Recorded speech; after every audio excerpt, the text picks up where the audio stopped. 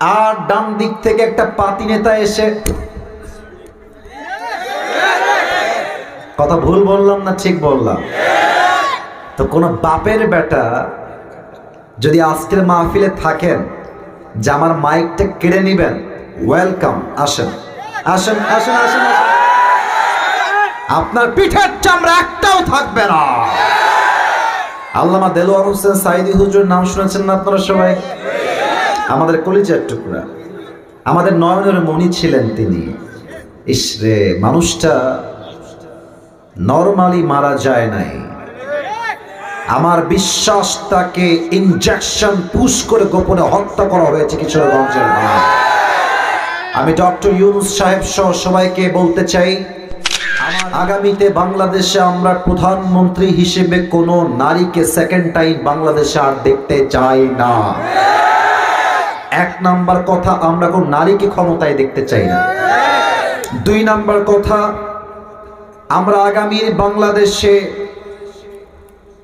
এমন একজন পুরুষকে ক্ষমতায় দেখতে চাই যিনি একই সময়ে বাংলাদেশের প্রধানমন্ত্রী হবেন, যিনি জাতীয় সংসদে দাঁড়িয়ে বাংলাদেশের পক্ষে বক্তব্য রিপ্রেজেন্ট করবেন এবং তার যোগ্যতা, তার কোয়ালিফিকেশন, তার কাবিলিয়ত, তার ইস্তেআদাদ, তার যোগ্যতা এতটা হাইলি কোয়ালিফাইড হবে।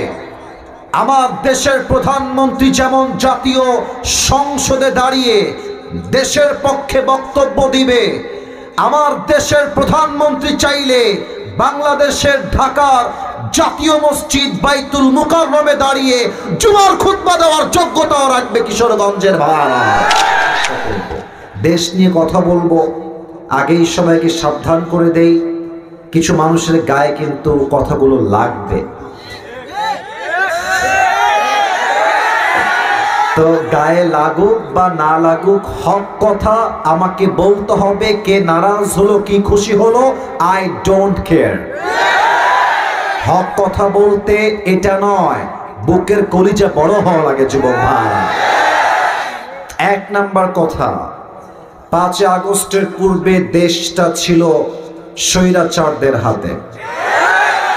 এই দেশটাকে আগামীতে কোন স্বৈরাচার দখল করবে, আবার দেশটাকে ইসলাম বিরোধী শক্তি দিয়ে ভরে ফেলবে, এটা আমরা চুল পরিমাণ বরদাস্ত করতে পারবো না কিশোরগঞ্জ।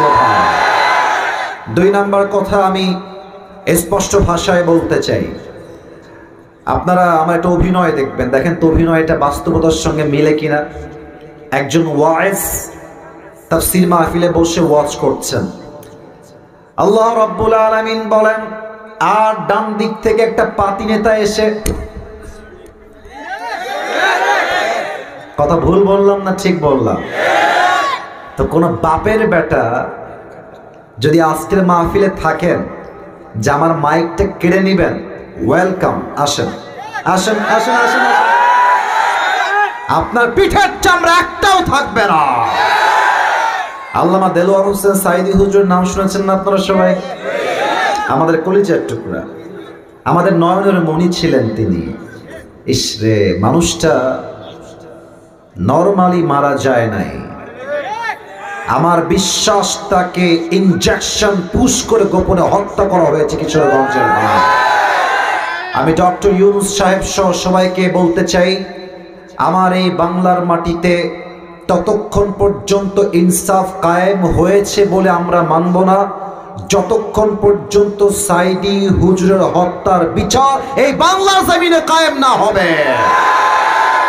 উনি একটা কথা বলতেন যে, তোমরা তো আমাদেরকে হক কথা বললে 3টা গালি দাও, এক হচ্ছে রাজাকার, 2 হচ্ছে জঙ্গিবাদ, 3 হচ্ছে মৌলবাদ।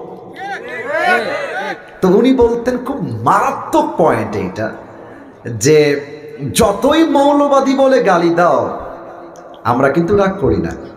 কারণ কি, মৌল আসছে মূল থেকে। মূল মানে কোরআন, মূল মানে হাদিস, মূল মানে হচ্ছে আল্লাহ তাআলা, মূল মানে হচ্ছে হিজ লাস্ট মেসেঞ্জার মুহাম্মদ সাল্লাল্লাহু আলাইহি ওয়াসাল্লাম। তো আল্লামা দেলোয়ার হোসেন সাইদি হুজুর বলতেন, যারা আমাদেরকে মৌলবাদী বলে গালি দাও আমরা হলাম সবাই মূলবাদী, তোমরা সবাই আগাবাদী। সোনামণি, তোমরা গাছের আগায় থাকো, আমরা গোড়ায় থাকি, বাড়াবাড়ি বেশি কইরো না। আলেমদেরকে ধরে ধরে জেলখানায় বন্দি করো না, গুম করো না, হত্যা করো না।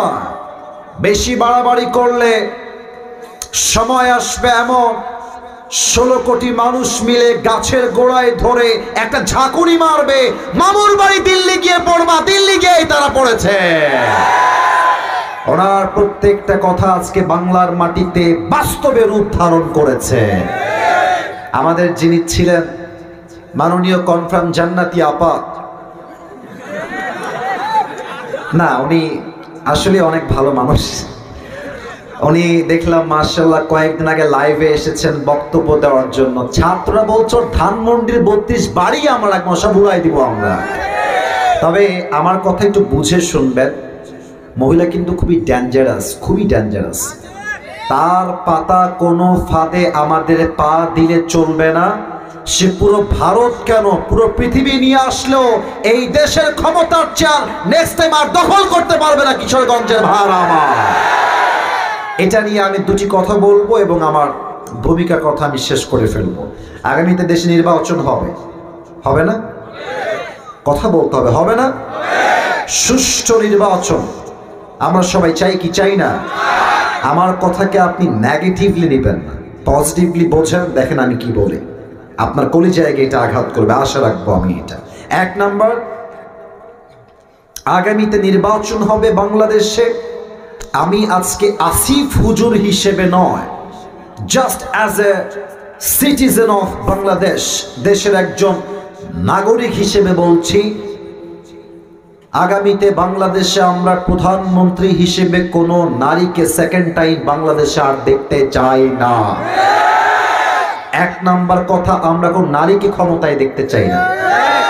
2 নাম্বার কথা, আমরা আগামী বাংলাদেশে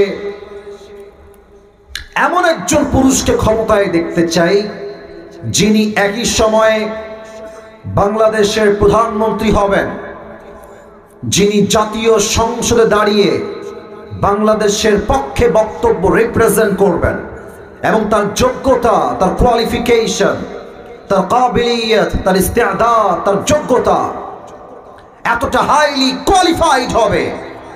আমার দেশের প্রধানমন্ত্রী যেমন জাতীয় সংসদে দাঁড়িয়ে দেশের পক্ষে বক্তব্য দিবে, আমার দেশের প্রধানমন্ত্রী চাইলে বাংলাদেশের ঢাকার জাতীয় মসজিদ বাইতুল মুকাররমে দাঁড়িয়ে জুমার খুতবা দেওয়ার যোগ্যতাও রাখবে কিশোরগঞ্জের ভাড়া। এবার বলেন, দেশের প্রধানমন্ত্রী যদি হয় জাতীয় মসজিদ বাইতুল মুকাররমের খতিব, সেই দেশে কি ঘুষ আর সুদ থাকবে? ডাকাতি থাকবে? জেনা থাকবে? ধর্ষণ থাকবে? পুরো দেশটাই সোনার বাংলাদেশ হয়ে যাবে, ঠিক কিনা বলে? আল্লাহ আগামীর এমন বাংলাদেশ গড়ার তৌফিক আমাদের সবাইকে দান করুক। পড়েন সবাই আমিন। আপনারা যারা আজকের মাহফিলে এসেছেন, আপনাদের বউ আছে কার কার? একটু হাত তুলবেন। বউ আছে, বউ আছে কার কার? আচ্ছা, আপনাদের বউ আছে তাই না? আচ্ছা, আপনারা হাত নামান। এবার যারা খুবই কষ্টে আছো, সিঙ্গেল, তারা একটু হাত তোলো। মাশাআল্লাহ। ইন্না লিল্লাহি ওয়া ইন্না ইলাইহি রাজিউন। আপনাদের কারো বউ নাই? আমি বিশ্বাস করি না। কারো বউ নাই? আল্লাহ তুমি সবাইকে দিনদার নেককার বউ দিয়ে দাও। পড়েন সবাই আমিন। আমি আমার একটা ওয়াজে মজা করেই বলেছিলাম যে শীতকালে যার বউ নাই তার জীবনে কিছুই নাই। যুবক ভাইরা বলো, আমি তো এইটা বিশ্বাস করি, একজন যুবকের চরিত্র কম্বল দিয়ে ঠিক হবে না, ল্যাপ দিয়ে ঠিক হবে না, বালিশ দিয়ে ঠিক হবে না। একজন যুবকের চরিত্র ঠিক হবে একমাত্র বউ দিয়ে। যুবক ভাইরা আমার, আব্বা বোঝে না রে, আব্বা বোঝে না। আল্লাহ আমার প্রিয় আব্বা জানদেরকে বোঝার তৌফিক দান করে। পড়েন সবাই আমিন। একটা তিতা কথা বলবো, যেটা শুনতে তিতা বাট বাস্তবতা বড় কঠিন। আমার আব্বা জানরা চায় যে আমার ছেলেটা বিয়ে করে হারাম থেকে জিনার থেকে বেঁচে যাক, তবে বেশিরভাগ মেয়েরা বাংলাদেশে এইটা ছাড়া বিয়ের পিড়িতে বসতে চায় না। ইভেন অনেক মেয়ে তো এমনও আছে, আই হোপ যে আপনারা একে নেগেটিভলি নেবেন না, অনেক মেয়ে আছে দেখবেন এরা টাকার এত পরিমাণ লোভী, টাকা পাইলে টাকলা বুড়ার সঙ্গে এরা বিয়ের পিড়িতে বসে যায়। এরকম মেয়ে তো কিশোরগঞ্জ অন্তত পক্ষে নাই। আরে নাই। আল্লাহ এমন মেয়েদেরকে হেদায়েত দান করুক, পড়েন সবাই আমিন। আমার আব্বা জানদেরকে আল্লাহ বোঝার তৌফিক দান করুক, পড়েন সবাই আমিন।